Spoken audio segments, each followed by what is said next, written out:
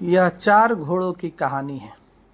एक राजा, उसके पास 4 घोड़े हुआ करते थे। राजा अपने चारों घोड़ों को ट्रेन करना चाहता था। वह चाहता था कि वह इन घोड़ों को सवारी कर सके और काफ़ी महंगे घोड़े इसने खरीदे थे। राजा ने विज्ञापन दिया कि जो भी इन घोड़ों को ट्रेन करेगा, मैं उन्हें मुँह मांगी कीमत दूंगा। विज्ञापन सुनकर दूर दराज के राज्यों से भी लोग आए। बहुत से जॉकियों का मेला लग गया। जॉकी यानी घोड़े को ट्रेन करने वाला ट्रेनर, जो घुड़सवारी में एक्सपर्ट होते हैं।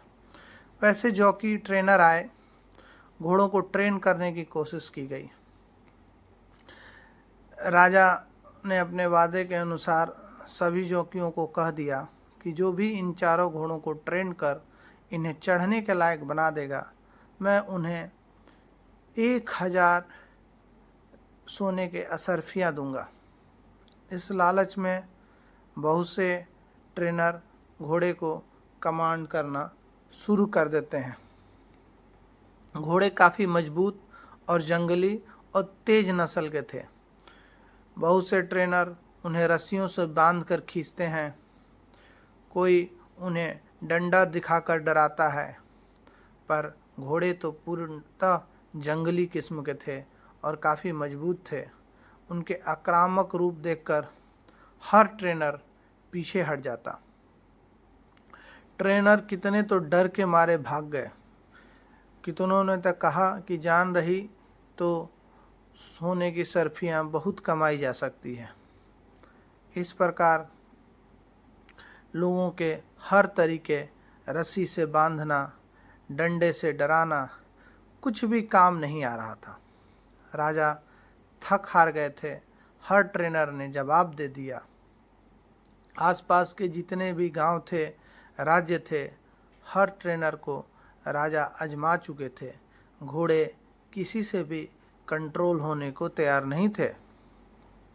घोड़े चूँकि काफ़ी ताकतवर और ख़तरनाक थे, तो बहुत से जोकियों के दिमाग में ये डर भर गया कि इन घोड़ों को कंट्रोल करने का मतलब है कि अपनी ज़िंदगी को दांव पे लगाना। इस तरह के व्यापक प्रचार से राजा को जॉकी मिलना मुश्किल हो गया। राजा इसी चिंता में कि घोड़े को अब कंट्रोल कौन करेगा, एक दिन राज दरबार में बैठा था। राजा बैठे बैठे अपने मंत्रियों से विचार विमर्श कर रहा था कि अब इन घोड़ों का क्या किया जाए।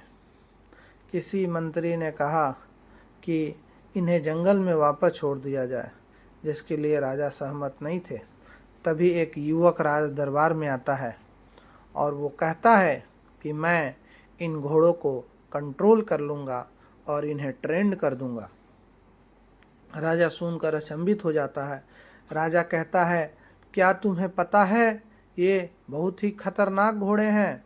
इनके वजह से कितनी जानें जा चुकी हैं, कितने ट्रेनर अपने हाथ पैर से अपंग हो चुके हैं, कितनों को तो इसने अपने घोड़ों ने अपने नीचे गिराकर जान से ही मार दिया है।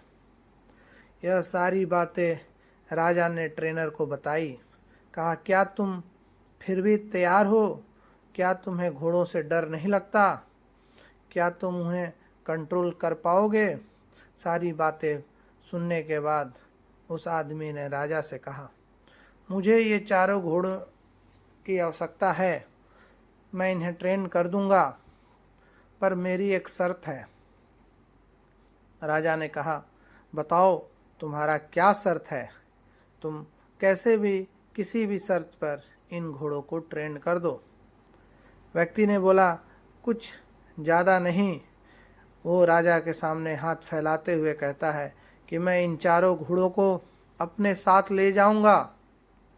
ये आपके राजघराने में ट्रेंड नहीं हो पाएंगे। ये जंगली घोड़े हैं, इन्हें जंगल में ही ट्रेंड करना होगा। राजा बहुत ध्यान से उस ट्रेनर की बात सुनता है, जो कि एक नवयुवक लड़का था। राजा उस बात पर ध्यान देता है और सोचने लगता है।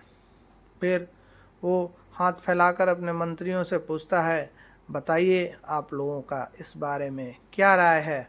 क्या इस नवयुवक बालक को घोड़े दे दिए जाएं? क्या यह ट्रेंड कर पाएगा? क्या इसके साथ घोड़ों को भेजना जंगल में उचित होगा? तो सभी बोलते हैं ठीक है, दे दिया जाए। कुछ दिन बाद राजा सोचता है कि आज 6 महीने पूरे हो गए हैं, चलो चल कर देखा जाए कि घोड़े की ट्रेनिंग कैसी चल रही है। यह सोचते हुए राजा जंगल की ओर चल देता है और वहाँ जाकर वह देखता है कि वह युवक उसमें से एक घोड़े पर सवारी कर रहा है और काफ़ी मज़े से शांत स्वभाव का वह घोड़ा, जो कि राजा के घर में काफ़ी जंगली हुआ करता था, उस इंसान को, उस बालक ट्रेनर को घुमाता है अपने पीठ पर बैठाकर। ट्रेनर और घोड़े की ये दोस्ती देख राजा आश्चर्यचकित हो जाता है और उसके पीछे पीछे तीनों घोड़ों का शांतिपूर्वक चलना, यह एक अचंभे और चमत्कार से कहीं ज़्यादा राजा को लगता है। राजा सोचने लगता है कि ये वही तीनों घोड़े हैं जिन्होंने कितने लोगों को मौत के घाट उतार दिया। इन चारों घोड़ों को कंट्रोल करने के लिए देश विदेश से कहाँ कहाँ से जॉकी नहीं आए, कहाँ कहाँ से ट्रेनर नहीं मंगवाए, पर इन चारों को ट्रेन एक गांव के, एक जंगल के छोटे से लड़के ने किया। ये कैसे संभव है? राजा चिल्लाता है और बुलाता है कि ये बालक इधर आओ। राजा की आवाज़ सुन वो छोटा सा लड़का उस घोड़े पे बैठे हुए वापस राजा की तरफ आता है। राजा से पूछता है कि राजा साहब, आपका कैसे आना हुआ, बताइए। तो राजा कहते हैं कि मैं कुछ नहीं, बस यही देखने आया था कि तुमने कैसे इन चारों बिगड़ल घोड़ों को लगाम लगा दिया और इन पर सीट लगा दी, कैसे इनको ट्रेंड किया, ये कहानी क्या है, समझ में नहीं आ रहा है। राजा को आश्चर्यचकित देख घोड़सवार, वह बालक जिसने चारों घोड़ों को ट्रेनिंग दिया था, हंसने लगता है और कहता है कि राजा साहब, यह बहुत ही आसान था इन घोड़ों को ट्रेन करना, इनको ट्रेन करने में मुझे कोई मुश्किल नहीं हुई। राजा पूछता है कैसे? लड़का बोलता है कि मैं इनके साथ जब ये घूमते थे तो मैं इनके साथ घूमता था, जब ये दौड़ते थे तो मैं इनके साथ दौड़ता था, मैं इनके हर परिस्थिति में इनके साथ रहता था, ये खाना खाते तो मैं इनके साथ खाना खाता था, जब ये बैठते थे तो मैं इनके साथ बैठता था, अपनी दिनचर्या इन घोड़ों के साथ ही मैं व्यतीत करता था। मैं इनके कभी पीठ पे नहीं चढ़ता, कभी बैठता नहीं, इनके साथ घुलता मिलता। जब घोड़ों को ये लगने लगा कि नहीं, मैं इनके ही तरह हूँ, जब उन्हें महसूस होने लगा कि मैं भी एक घोड़े का नस्ल हूँ, घोड़ा ही हूँ, इंसान नहीं हूँ, तब ये घोड़े मेरे से सहज होने लगे, मुझे अपनाने लगे।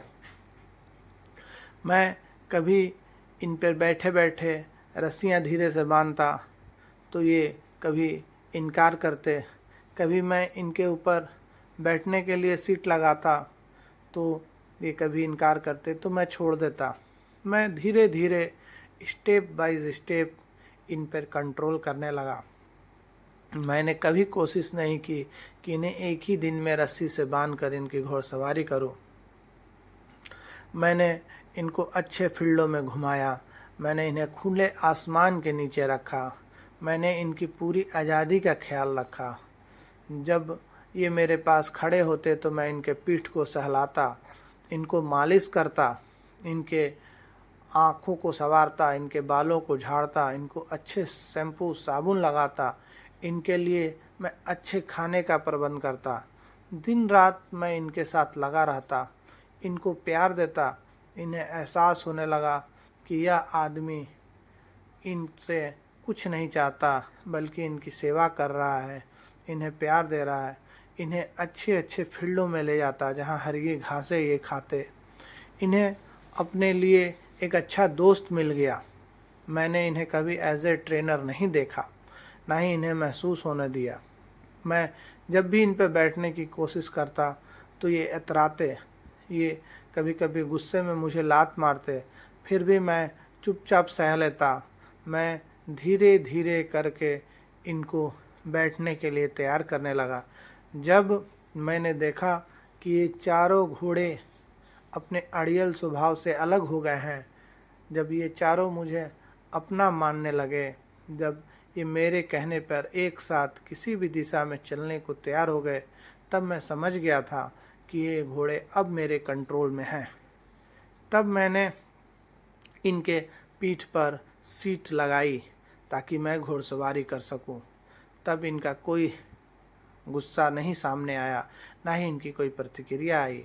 ये आसानी से सीट लगाने दे दिए और मैं आज देखो इन चारों घोड़ों पर पारा पारी सवारी करता हूँ। ना ही ये गुस्साते हैं और ना ही कुछ। राजा उस घुड़सवार की बात सुनकर आश्चर्यचकित रह जाता है। इसी तरह राजा हंसी खुशी घोड़ों को लेकर वापस आ जाता है और एक घोड़ा उस घुड़सवार को खुशी में दान कर देता है। राजा की खुशी देख घुड़सवार भी आश्चर्यचकित हो जाता है। दोस्तों, इस कहानी से यही सीख मिलती है कि हमारे ज़िंदगी में भी 4 घोड़े हैं। पहला घोड़ा गुस्सा है, दूसरा चिंता, तीसरा ईर्ष्या है और चौथा लालच। हमें इन चारों को धीरे धीरे कंट्रोल करना चाहिए। जब हमें किसी के लिए जलन हो तो हमें समझना चाहिए कि ये उसका आधिकारिक चीज़ है, हमें भी एक ना एक दिन मिलेगा। हमें किसी दूसरे के सामान से जलन नहीं होना चाहिए।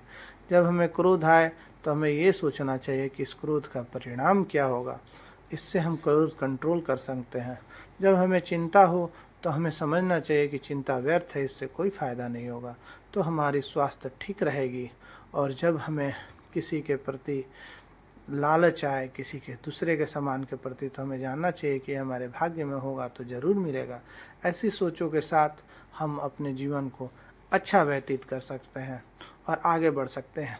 ऐसी ही कहानियों के लिए, रोचक तथ्यों के लिए इस चैनल को सब्सक्राइब करें, बेल आइकन को दबाएं ताकि इस चैनल पर अपलोड होने वाली ऐसे ही मोटिवेशनल और रोमांचक कहानियाँ आप तक पहुँच सके। चैनल को शेयर करें, सब्सक्राइब करें।